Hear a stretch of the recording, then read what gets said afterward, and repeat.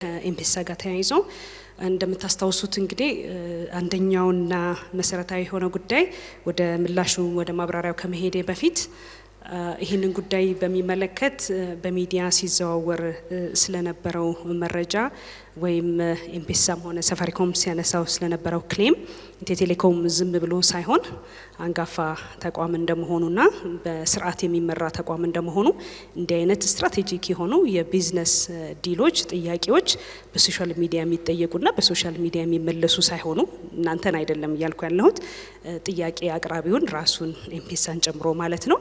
መጀመሪያም እንደተከሰተ ኢትዮ ቴሌኮም በጽሁፍ ፕሮፌሽናሊዝሙን ተከትሎ ማለት ነው በዲሲፕሊን ለሳፋሪኮም ኢትዮጵያ እንዲህ አይነት ነገር በከሰቱን አይተናል። በእኛ ቁጥር የሞባይል ማኒ አገልግሎት ኤምፔሳ አገልግሎት ለመስጠት እንደሞከርክም ሞክረንም አይተን አረጋግጠናል። ይሄ ተገቢ ያልሆነ ነው።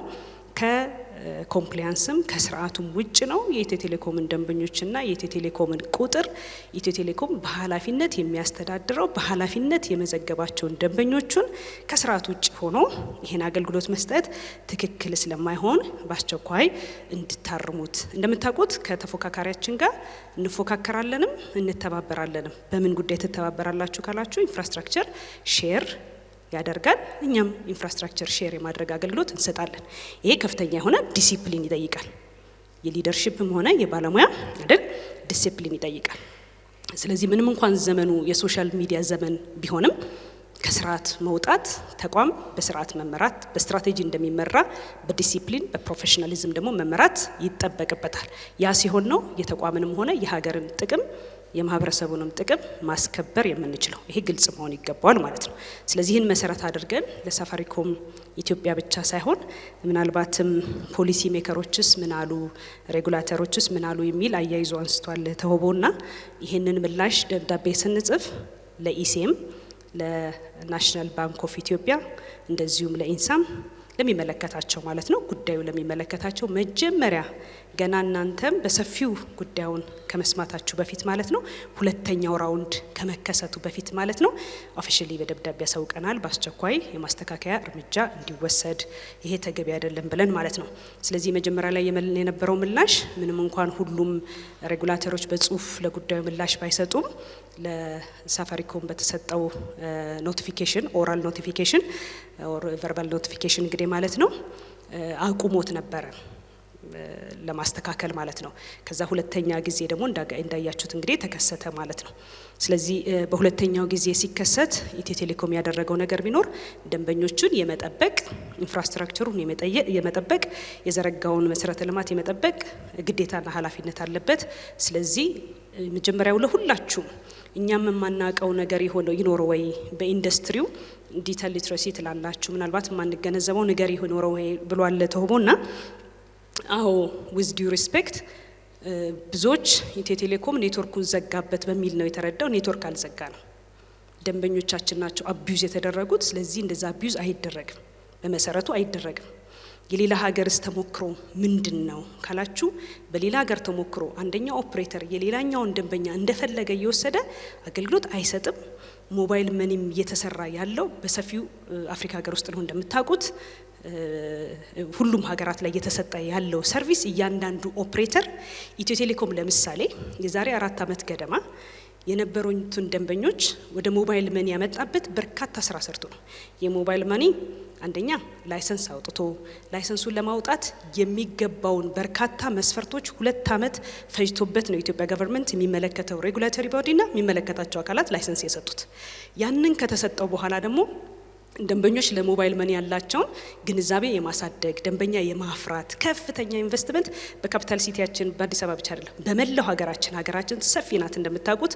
ይሄን ሁሉ ስራ ሰርቷል። እያንዳንዱ ሰራተኛ ብቻ አይደለም ማኔጅመንት ሊደርሺፑን ጨምሮ በየኮሪደሩ እየሄድን ታስታውሳላችሁ፣ በየሱቁ በየኮፊ ሾፕ እየሄድን አይደለም በሊስትሮም በየቦታው እየሄድን ሞባይል መኒ ምንድነው ዲጂታል ኢኮኖሚ ምንድነው ምናልባት እንደውም መጀመሪያ አካባቢ ላይ ብዙ ጥያቄ የሚዲያ አጋሮች ታቀርቡልኝ የነበረው ምንድነው ዲጂታል ኢኮኖሚ የሚል ጥያቄ ነበረ የዛሬ 4 አመት ገደማ።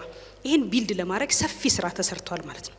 ስለዚህ ሌላም ኦፕሬተር በሌላ ሀገር የሚያደርገው መሰረተ ልማት ይዘረጋል፣ ሲስተሞች ቅድም የጠቀስኳቸውን እንግዲህ ባክቦኖቹን ሲስተሞቹን ይዘረጋል፣ የቴሌብርም ሆነ የሌሎች የሞባይል መኒም ሆነ ሌሎች የዲጂታል ኢንፍራስትራክቸር ይገነባል። እንዳላችሁት እንግዲህ በውድድር ይገኛል ተብሎ የሚጠበቀው አንዱም እንዲህ አይነት ሲስተሞች ይመጣሉ ነው። ፎሪን ዳይሬክት ኢንቨስትመንት ይመጣል ስንል እኮ መሰረተ ልማቱን ለማስፋፋት ያመጣል፣ እንደዚህ አይነት ሲስተሞች ይገነባል። ኢትዮጵያ ውስጥ እንደዚህ አይነት ኢንቨስትመንት ተፎካካሪው ያደርጋል ነው። ይሄ ነው ግንዛቤያችን ማለት ነው እንጂ ኢትዮ ቴሌኮም የገነባውን ስናች አድርገን እንወስዳለን አይደለም። ይሄ ከስርዓት ውጪ ነው ማለት ነው። ይሄንን በድብቅ ሳይሆን ያስረዳ ነው በግልጽ በጽሁፍ በዋና ስራ አስፈጻሚ የተፈረመ ደብዳቤ ለሚመለከታቸው አካላት ሁሉ ደርሷል። ተገቢ ስላልሆነ ትክክል ስላልሆነ ከዓለም አቀፍ ስታንዳርድ አንፃር በኢትዮ ቴሌኮምም የስራ አመራር ቦርድ ይሄ ጉዳይ ተነስቶ ውይይት አድርገንበታል ማለት ነው። ፖሊሲ ሜከሮች በላይ ኃላፊዎች ምን አሉ ለሚለው ማለት ነው። ስለዚህ የኢንዱስትሪው ተሞክሮ ምን እንደሚመስል በደንብ ነው ኢትዮ ቴሌኮም የሚያውቀው። እንደዚህ አይደረግም እናደርግ እንኳን ቢባል ሁለት ኦፕሬተሮች መነጋገርም መፍቀድም አለበት ኢትዮ ቴሌኮም እንደው ቢባል እንኳን ነው የምላችሁ እንጂ ብድግ ብለን በጣም ትክክል ያልሆነ ነገር ነው። ሁለተኛ ነገር ደግሞ ዲጂታል ኢትዮጵያን እየገነባን ነው ስንል ሴፍ ኤንድ ሴኩርድ መሆን አለበት። ራንደምሊ የተለያዩ የሶሻል ሚዲያ የቴሌግራም አፕሊኬሽኖችን ተጠቅመን የፋይናንሻል ሰርቪስ መስጠት ምናምን የሚለው እንደ ኮንሰርንም ለሬጉሌተሪ ቦዲዎችም አንስተናል ማለት ነው። ተገቢ አይደለም። አሁንም እንደ ተቋም መሪ ብቻ ሳይሆን እንደ ዜጋም ኃላፊነት እንደሚሰማው ዜጋ ዲጂታል ኢኮኖሚን እየገነባ እንዳለ ኮንሺየስ ሆነን ሴኩርድ የሆነ ሪሊያብል የሆነ አይደለም ሴፍ የሆነ የዲጂታል ላንድስኬፕ ነው መገንባት ያለብን። ስለዚህ ይሄ መከበር አለበት ብለን በሚገባ አብራርተናል። በሁለተኛውም ዙር አንደኛ የኢትዮ ቴሌኮምን ስም አጥፍተሃል፣ ስለዚህ ሳፋሪኮም ምላሽ ሰጥቷል፣ ግልጽ ለማድረግ ማለት ነው። ኤምፔሳ ስለሆነ ይህን አገልግሎት የሚሰጠው ከኤምፔሳ ጋር ተነጋገሩ የሚል ሳፋሪኮም ኢትዮጵያ መልሱን ሰጥቷል። ስለዚህ ኤምፔሳም ላነሳው ጥያቄ አሁንም በጽሁፍ በራችን በጋራ ለመስራት ክፍት ነው፣ ግን ዲሲፕሊን መጠበቅ ይኖርበታል። ኢትዮ ቴሌኮም ኔትወርኩ ዘጋብኝ ተብሎ ለሎካልም ሆነ ለኢንተርናሽናል ኢኮሲስተሙ አጠቃላይ ለኛ ኢንዱስትሪ ማህበረሰብ ተገቢ ባልሆነ መልክ የኢትዮ ቴሌኮምን ስም አጥፍተሃልና መጀመሪያ ይቅርታ እንድትጠይቅ ተገቢ ያልሆነ መረጃ ያላደረግነው ነው አድርጋችኋልም ስላላችሁ ይሄን ካረማችሁ በኋላ ውይይት ማድረግ እንችላለን። ከዛ ባለፈ ኃላፊነታችን ናሽናል ኦፕሬተር እንደመሆናችን ሰፊ ኢንፍራስትራክቸር የገነባን እንደመሆናችን ትልቅ ከስተመር ቤዝ 87 ሚሊዮን ደንበኛ ማስተናገድ ቀላል አይደለም። ኢትዮጵያ ውስጥ 87 ሚሊዮን የሚያስተናግድ ደንበኛ የሚያስተናግድ ምን ሴክተር እንዳለ ምን ዘርፍ ምን አገልግሎት እንዳለ አላውቅም። ስለዚህ በከፍተኛ ኃላፊነት ዲሲፕሊን ፕሮፌሽናሊዝም ሊመራ ይገባዋል ማለት ነው። ከአቅም በላይ በሆኑ ምክንያቶች ችግር ሊፈጠሩ ይችላሉ፣ እናርማለን፣ ይቅርታ እንጠይቃለን። በእውቀት ጥፋት ማጥፋት ደግሞ አደገኛ ነው የሚሆነው ማለት ነው ከምንገነባው ዲጂታል ኢኮኖሚ አንጻር ማለት ነው። ስለዚህ ይሄን በደንብ ማህበረሰቡም እንዲረዳልን ውድ የሚዲያ አጋሮችም እንድትረዱልን እንፈልጋለን። ማብራሪያ እንድንሰጥ ጥያቄም ተጠይቆ ነበረ። ለምን ዝም አላችሁን ካላችሁ በዚሁ ሰፋ አድርጌ ለመመለስ የኢንዱስትሪ ፕሮፌሽናሊዝም ይባል ነገር አለ። ሆነስትሊ ስፒኪንግ አሁንም ብትጠይቁኝ እኔ በዛ ፕሮፌሽናሊዝም ቢመራና ቢስተካከል ቢታረም መርጣለሁ። ሁሉም ነገር ሶሻል ሚዲያ ላይ ያወጣን ለዚህ የምናደርገው ነገር አይደለም። መረጃ ለመለዋወጥ ምቹ ሁኔታ ቢፈጥርም ሶሻል ሚዲያ ስርዓት አልበኝነት ወይም ደግሞ አይደለ ተቋም ሲመራ ከዲሲፕሊን ውጪ ማድረግ ሰስተነብል አያደርጎ ጥሩ አይደለም ማለት ነው። ስለዚህ ይሄን ፈራተባም እያለን አይደለም ቦልድሊ በጽሁፍ አሳውቀናል ማለት ነው። ስርዓት መኖር አለበት። እኛ ደግሞ ትልቅ በአፍሪካ መሪ ኦፕሬተር እንደመሆናችን ስርዓት እንዲከበር እንፈልጋለን። ፕሮፌሽናሊዝም መስፈን አለበትና ከዛ አንፃር ጫና መፍጠር በፖሊሲ ሜከሮች የተለመደ ነው። ግን ወደዛ ስርዓት የመመለስ ስራዎችን እኛም በኃላፊነት እየተወጣነን ያለ ነው ማለት ነው እንጂ የዘጋነው ኔትወርክ የሳፋሪኮም ከኛ ጋር ትራንዛክሽን እንዳያደርግ የዘጋነው የለም። ብናደርግ ኖሮ ደግሞ እስካሁን ድረስ ኢሲኤ በእኛ ላይ እርምጃ ወስዶ ታዩት ነበረ ማለት ነው። ይሄ ከሞባይል ማኒ ጋር በተያያዘ ያለ ግልጽ በሆነ መልኩ ምንናገር ይሄ ነው። የዳታ ኔትወርክ ተዘጋ የሚለው አይደለም። ኢትዮ ቴሌኮም ደንበኞቹና ኢንፍራስትራክቸሩን ለመጠበቅ በተሰጠው ማንዴት ኃላፊነት ላይሰንስ መሰረት ደንበኞቹን ፕሮቴክት ማድረጉን ግን በዚህ አጋጣሚ አስምሬ ለመናገር ወዳለው ማለት ነው። በኃላፊነት እያስተዳደርን ያለ ነው ደንበኛ እንደመሆኑ ማለት ነው። ተወቦላ አነሳው ከዳታ ያለፈ ነው ጉዳዩ፣ ከዳታ ያለፈ ነው።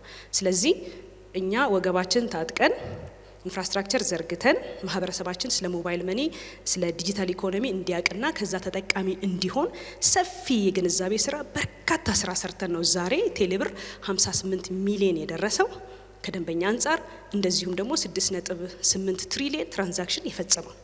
በተመሳሳይ ኤምፔሳም ሆነ ሳፋሪኮም ይሄን የማድረግ ኃላፊነት እንደ ኦፕሬተር አለባቸው። አንዱ የገነባውን እንትን ስናች በማድረግ አይደለም፣ ትብብር ልናረግ እንችላለን። ትብብር በምን ዘርፍ ነው በምን መስክ ነው የሚለውን ግን ማጤን ያስፈልጋል። ዝም ብለን ስላራገብን አይሆንም። በህግም ጭምር ስም ማጥፋትን ልንጠይቅ እንችላለን። ወደዛ ከመሄዳችን በፊት ግን ኢትዮ ቴሌኮም የሰጠው ፈቃድ ይቅርታ በመጠየቅ በማስተካከል መነጋገር እንችላለን። ያ ማለት በኢትዮ ቴሌኮም ቁጥር አገልግሎቱን ያስቀጥላል ማለት አይደለም። ለምናረገው ትብብር ፕሮፌሽናሊዝም እንዲነግስ እንዲቀድም ከመፈለግ አንፃር ስርዓት ስለሚያስፈልግ